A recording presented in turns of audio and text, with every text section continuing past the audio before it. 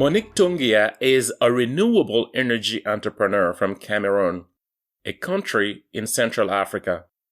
She is the founder of the Green Girls organization, which is into a pan-African infiltration of renewable energy in African communities, training girls in African communities on how to generate energy from the sun and waste, using a unique scoring model. She is very passionate about renewable energy and entrepreneurship. Monique is one of the finest people I know. She is hardworking and never takes anything for granted. Here she is, the great Monique Tungia, on the Barry Media Show.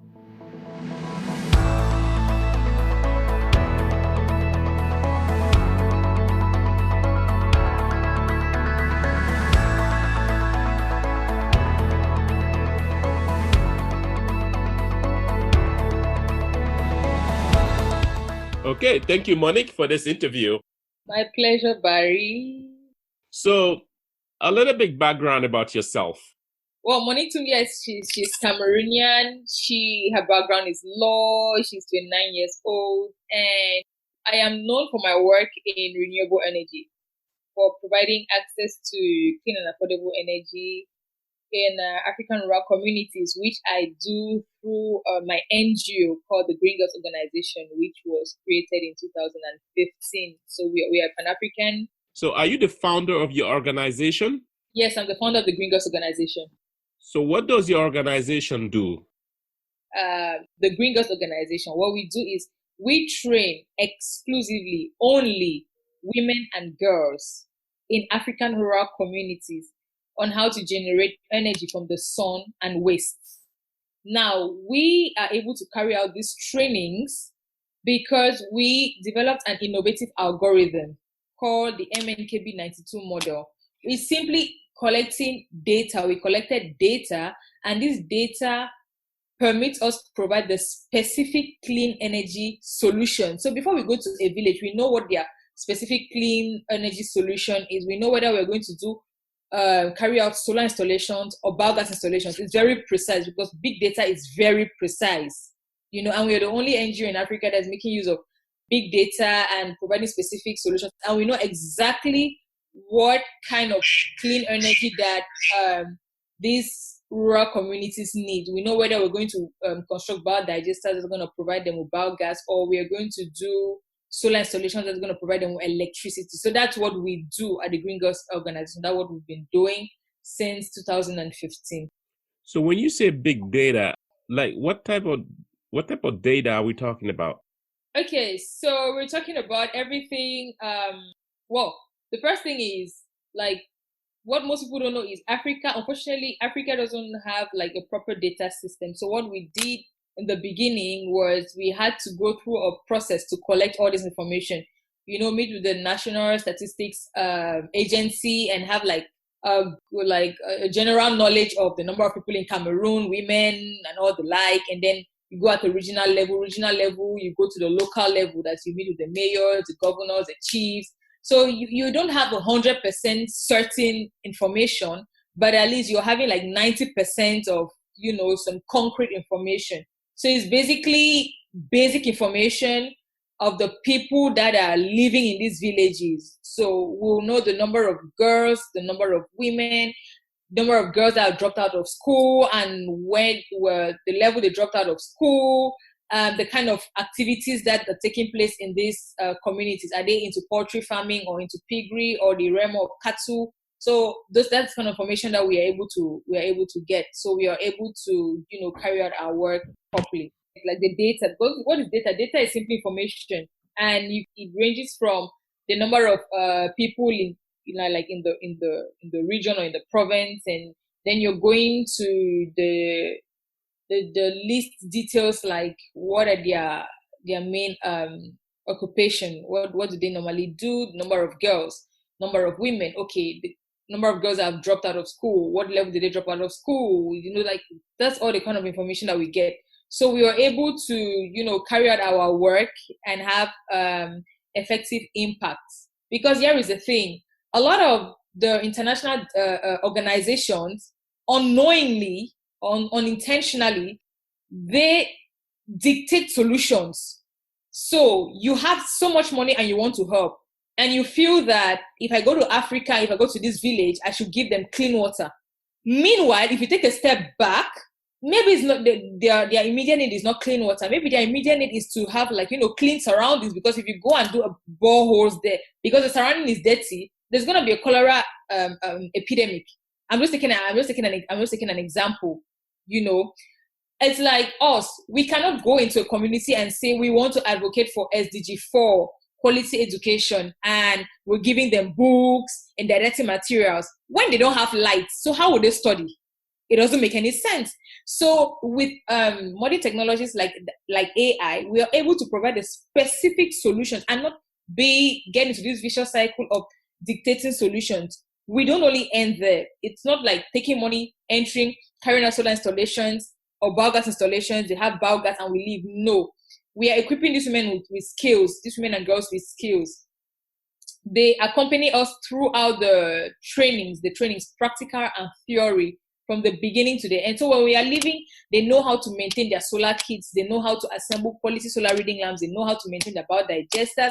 They know how to collect organic fertilizer, which is literally slurry, which is an agricultural byproduct that you obtain when you construct a biodigester. They know how to use it on their farms, and they have access to organic crops, which cost 2 to 3 times more in the urban markets.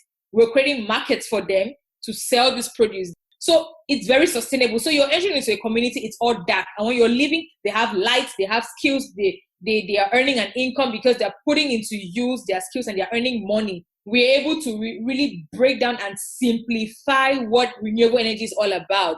Our trainings are really very easy because the illiterate African woman doesn't need to sit in an engineering class to know that if you put organic waste together, after some time it decomposes and you have some kind of gas, and so it's very basic.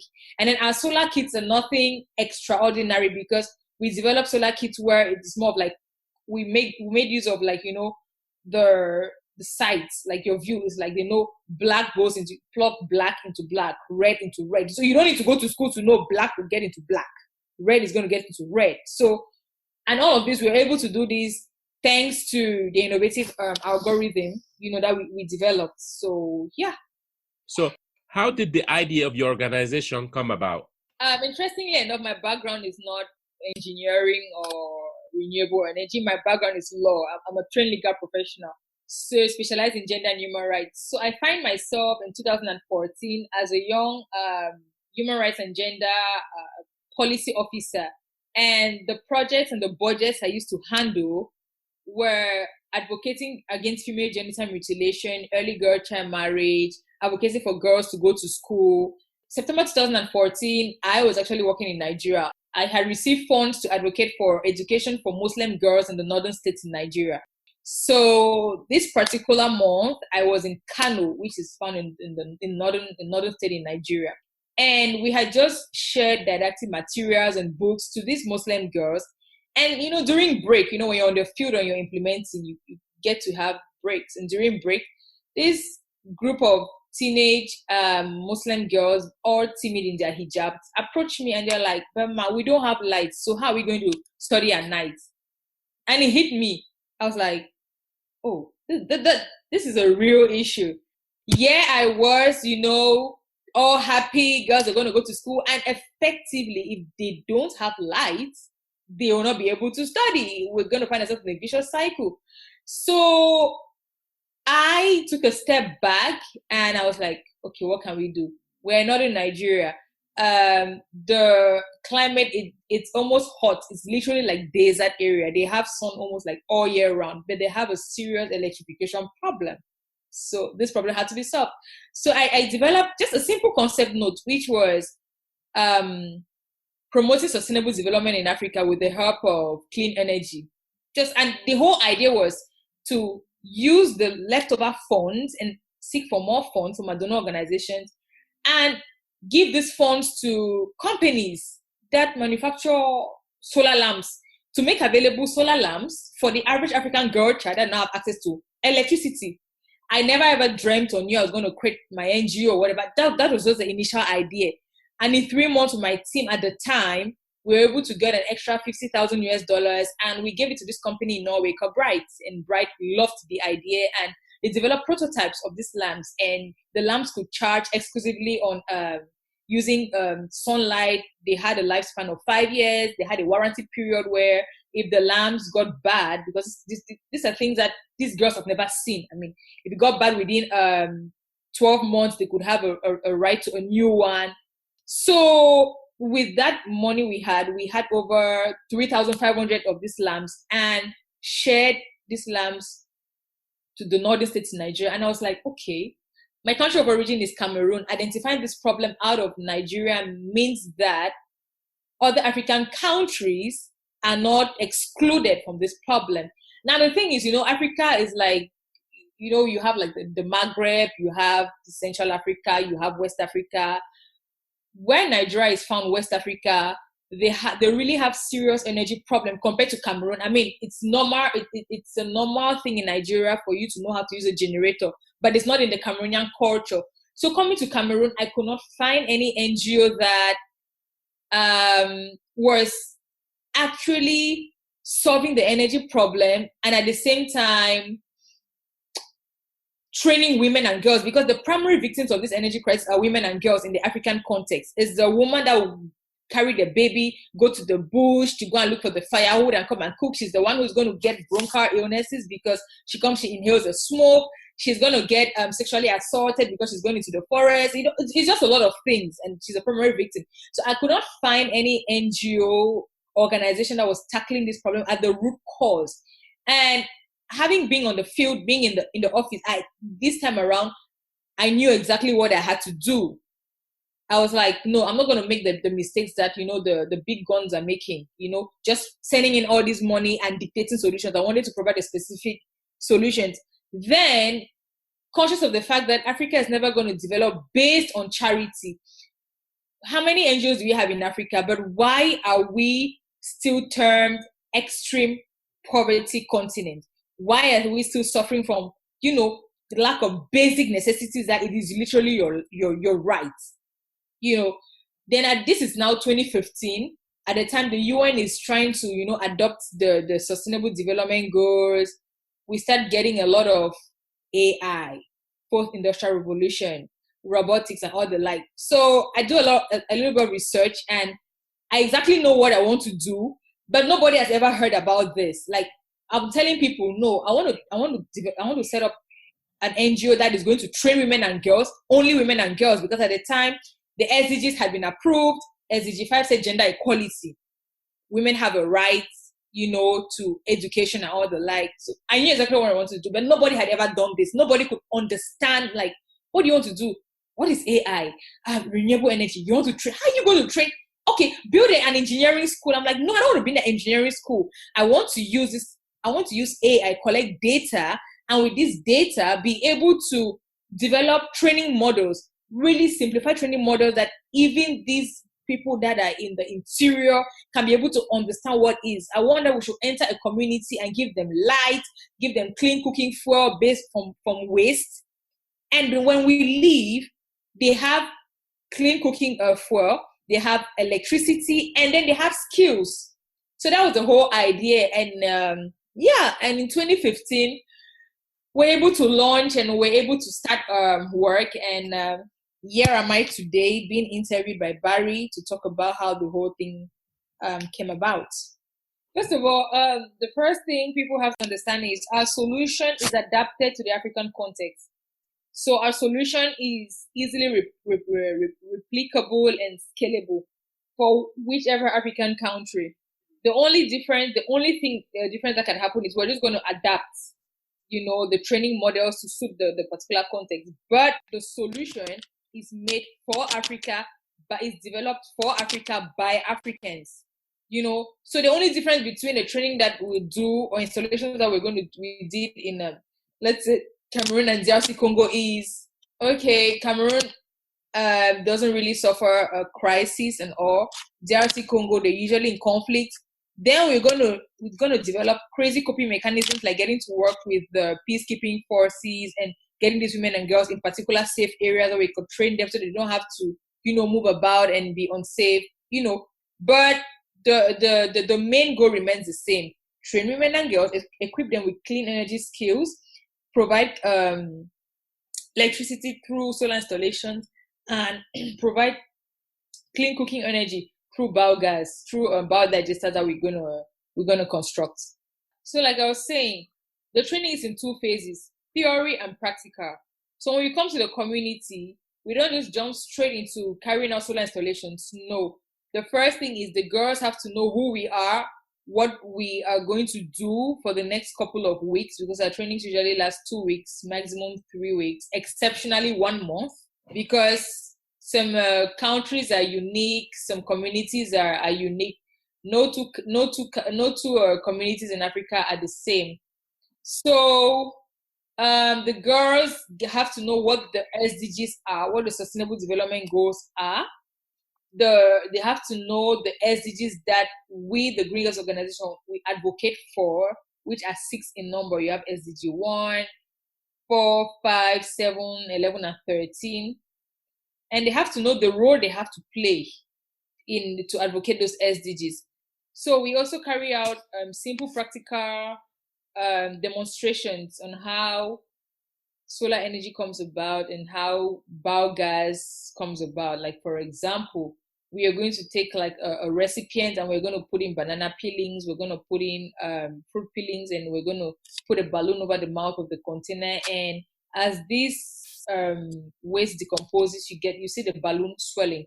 That is a simple practical demonstration showing you that waste produces this kind of gas, and that gas is called biogas, and that's why the balloon is inflating. We don't just jump into the complex exercise of constructing, taking them through the construction of a biodigester. So when they accompany us to construct the biodigester, they already have an idea. They already know that, okay, this biodigester that we're putting this waste into, is going to decompose the way the soil is decomposed in that portable recipient, and that gas, is what is going to light up our stoves, our portable stoves. So yeah.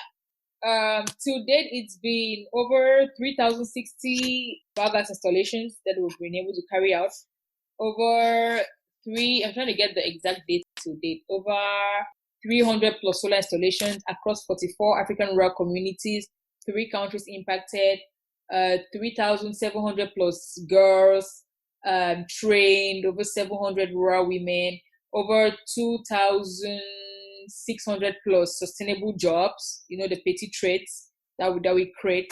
So we are helping alleviate poverty. We are helping cut down deforestation. When we construct biodigesters and they get to start using clean cooking for, they no longer have to use firewood. Firewood comes from trees. They have to enter into the forest and cut down trees.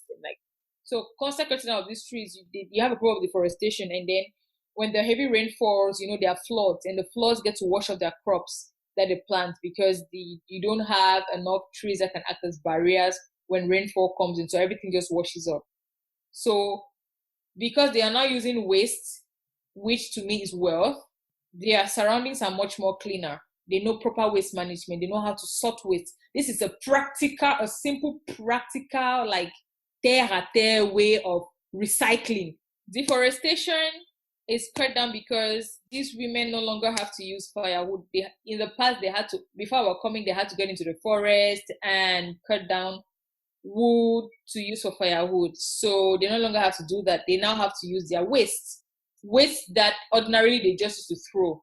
But now they practically are part of a chain where they are recycling their waste.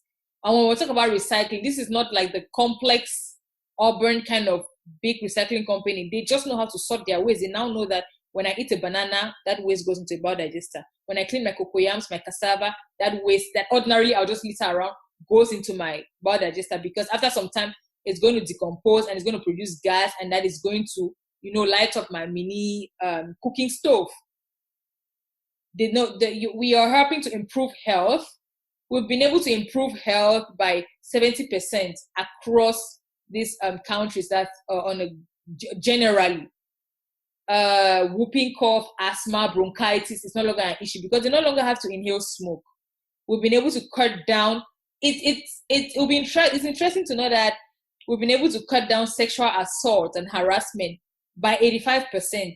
Wow. We've been able to increase security because now there is lights. So you don't have people going around stealing your goats, your chickens, because there is lights. You no longer have unwanted pregnancies and all the like, because I mean, you imagine you're setting out as a woman to cook food for your family. And when you're cooking food for your family, it's a moment where you get together. And in going out to get your main source of fuel, you lose your dignity as a woman. But these are the realities on the ground. This is what nobody's talking about. But this is how far the lack of a basic thing like lights that we literally just look at it like, it's just lights. But this is what people go through to, have lights. We're talking about the fact that the number of girls in school has increased by more than 80%, enrollment for girls. Because in the typical African context, the real African context, the girl does all the household chores. That's it. So by the time she's finishing, the coal or the firewood that they had been lighting, to try and, light up the huts or the surroundings, is already dying down. Now she can finish, she can cook, she can wash, and she can study. Because the solar kit there was charging during the day and was able to save over 8 to 12 hours of energy, and is going to run all through, and by morning it starts charging again. So what are the different steps involved in creating your organizations? To me, to create my NGO, I knew I wanted to create an NGO. I knew what exactly I wanted to do. So I literally just got a lawyer. I told him, I want to create my NGO. So what are the steps? And he told me, okay, is it under common law or civil law? But that is because Cameroon has 2 laws governing it, common or civil law. I said, okay, under common law. And after that, you draft your articles of association, and literally, it depends on your country's laws. Whatever your country requires you to put in place as paperwork to create an NGO, you go ahead and create your NGO. But create an NGO knowing exactly what you want to advocate for. Create an NGO with a clear-cut mission and vision. That's it. Great. So how did you get your first funding for your organization? Well, experience came in handy. So I knew how to write the project proposals and start getting seed funds and all the like. To be honest, I didn't create an NGO like a novice, like somebody who's never ever worked in the domain and in the area of non-profit work. So to be honest, experience came in handy. So I knew exactly how to kick off and start getting seed grants and build my portfolio and build my credibility over time. So like those organizations, like the funding you got, is it from like which organization, like which big organization, or did you get it from different types of organizations? Well, different types of organizations. We get funding from different types of organizations that fund projects like ours, women-led organizations or people advocating for environmental issues like us. So from UNEP to UN Environment to the recent funding we got from Visa. Fundings come from whichever donor organization that we fall into their portfolio of the kind of work we do that they can fund. Yeah. I see. So where does your motivation come from? My motivation comes from the fact that I've seen some really horrible things on the field. Like before I even got into clean energy and all the like, what I saw women go through was so disheartening. I mean, like, I always get emotional just thinking about everything I've seen, because you get into a community and a little girl of 12 has been raped and she got pregnant and she had to give birth and she suffers the fistula and she cannot hold feces and she's excommunicated, and it's a lot of things. So anyway, the little story behind the name of the algorithm, the MNKB92 model, was the group of girls that approached me. They were approached by they had like some sort of like a little group leader called Aminata. So Aminata approached me. She was the one who asked the question, but she was with her other friends. And at the time, Aminata's friend Maimuna had been raped. I did not know. She was 14. She had been raped. I did not know. So when I developed the concept note and we had shared the lambs, I got word that she was pregnant, and she had gone to she got into labor to give birth. Since she was very young, she couldn't withstand child labor, and since the nearest hospital was really far, she passed on. She died.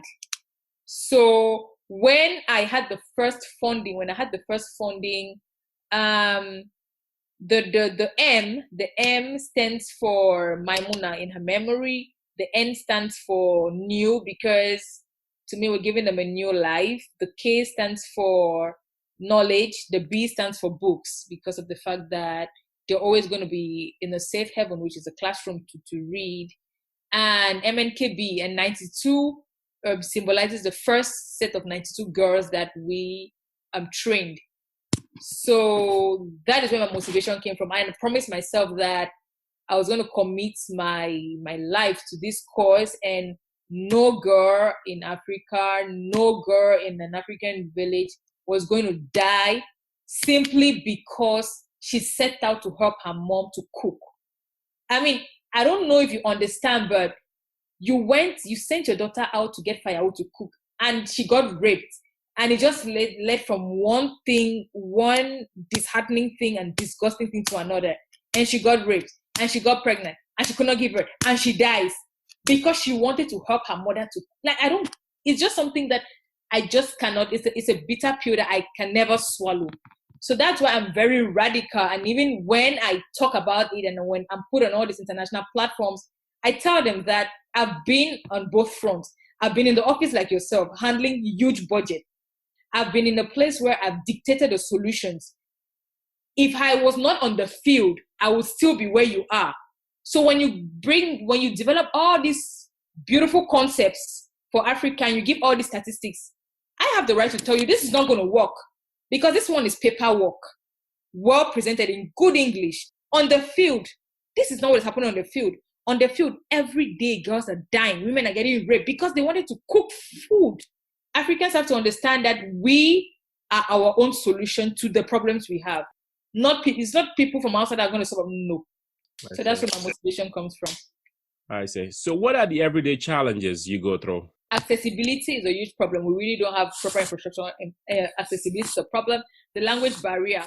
But that we try to beat that using translators. We make use of translators, interpreters that we have to work with at least 1 month in advance, so that when we are telling them pen or lamp or this, it's actually the exact translation. So you have socio-religious barriers. For example, when we have to go and impact or train in a Muslim community, you have to take into consideration the fact that they pray 5 times.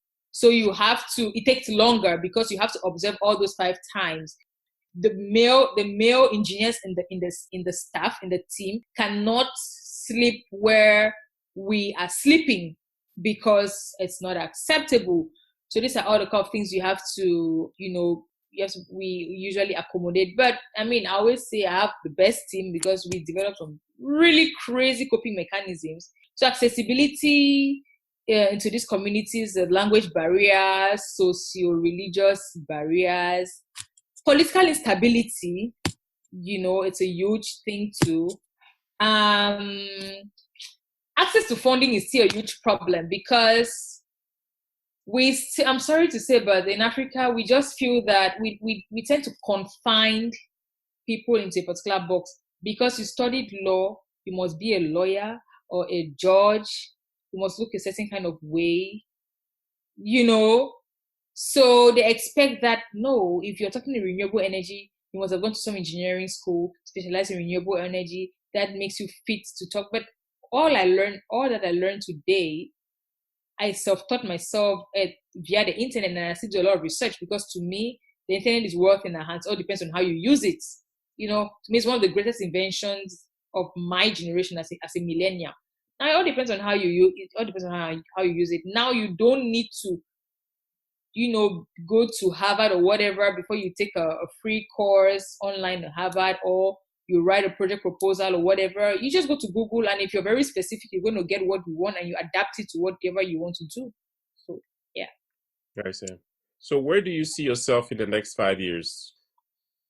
The next 5 years, I see myself being on a board and actually being on the board and, being in charge of funds channeled to female-owned NGOs to solve this issue to solve the issues that are really plaguing African women. I'm very passionate about, gender cause, and I'm a feminist, by the way.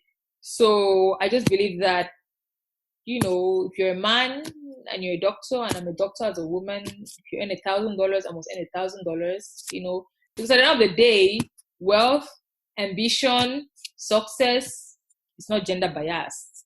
It doesn't say man success, man wealth, man ambition, whether you're a man, you're a woman, you're Korean, you're black, you're white, it's the same brain, it's the same neurons. Now it's what you feed that brain that determines your outcome, So in the next 5 years, I see myself, being ahead of like some venture capitalist fund, or, being in charge of like some grants, and really sending out like funding female-owned businesses and organizations that are really out to solve the problems that fellow women like ourselves go through that we can understand.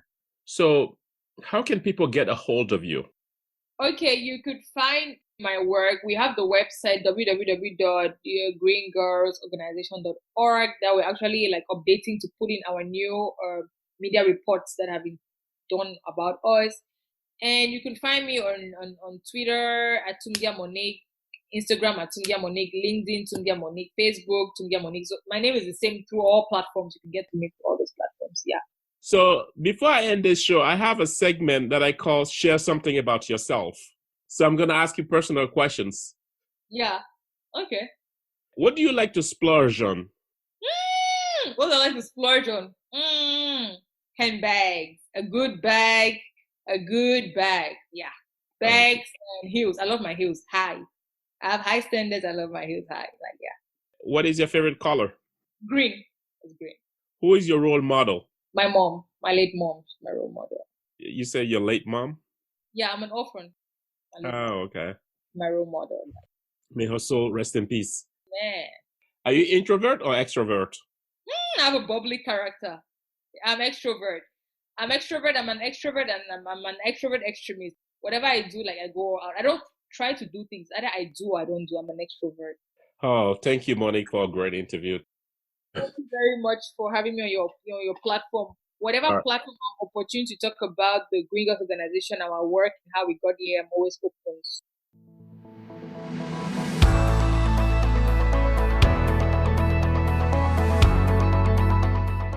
Thanks to you for listening. The Berry Media Show gives you information to power your dream. You can find me on Instagram at Berry Medias and on Twitter at Berry Medias. Please stop by and say hi. Tell your friends about the show, and also please subscribe to the Berry Media Show podcast. Thank you, guys.